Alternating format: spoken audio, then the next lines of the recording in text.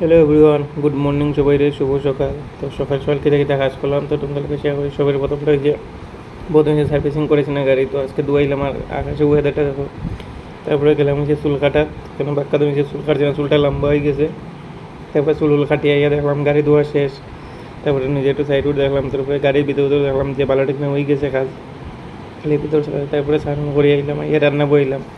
তো আজকে তো হয়েছে নিরামিষ, তো নিরামিষ মধ্যে কিতা আনতাম ভাবলাম পনির দিয়ে পনির ভাজা করে দিম আর ঘি দিয়া খাইলাম। আর খাসা পনিরটা খাইতে আমার খুবই ভালো লাগে, ওইদিকে পনির আর পনিরের জল সব আমি খাই দিয়েছি। তারপরে রান্না পনির ভাজা করলাম আর ভাত, আর লগে তো ঘি আসলো, ঘি পনির ভাজা দিয়ে মাখাইয়ে একবারে খাই দিলাম।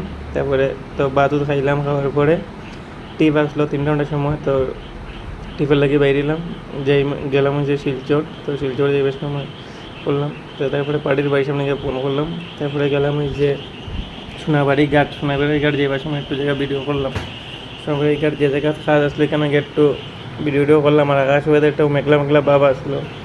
তারপরে গেলাম গিয়ে যে আবার যে জায়গায় গেছিলাম, তারপরে গিয়ে একটু রেস্ট টেস্ট করলাম।